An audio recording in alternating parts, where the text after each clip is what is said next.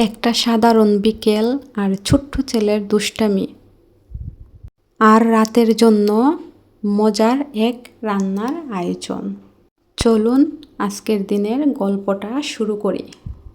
আজকের বিকেলটা শুরু হলো খুব সাধারণ কিছু মুহূর্ত দিয়ে।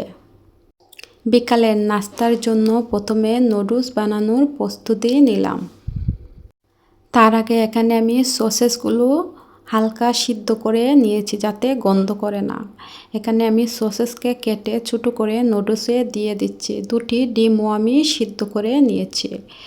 এখানে আমার বিকালের নাস্তা রেডি। আমরা মা ছেলে 3 জনে একসঙ্গে নাস্তা করে নেব।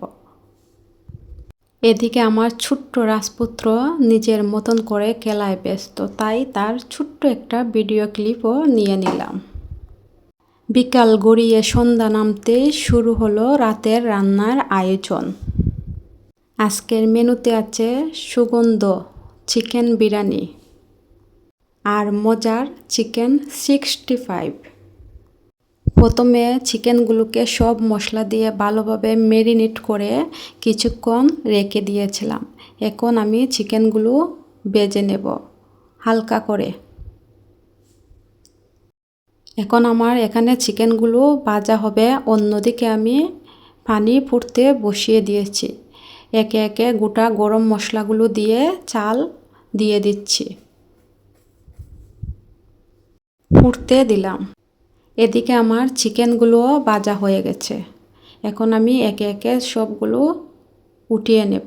উঠিয়ে অন্যদিকে আমি মশলা কষিয়ে নিচ্ছি চিকেনের জন্য। এদিকে আমি যা যা মশলা লাগে সবগুলো দিয়ে দিয়েছি। এখন কষিয়ে মাংস দিয়ে দিচ্ছি। রান্নাঘর জুড়ে তখন দারুণ একটা সুগন্ধ ছড়িয়ে পড়েছে।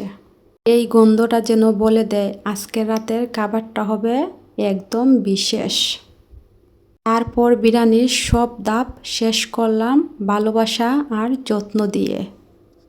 রান্না করলে খাবারের স্বাদও যেন অন্যরকম হয়ে যায়। পরিবারের জন্য নিজের হাতে রান্না করা সত্যিই ভাষায় প্রকাশ করার মতন নয়। এভাবেই কেটে গেল আমাদের আজকের দিন। সবাই বলবেন ভিডিওটি কেমন হয়েছে। ভালো লাগলে লাইক কমেন্ট শেয়ার করবেন। আসসালামু আলাইকুম, আল্লাহ হাফেজ।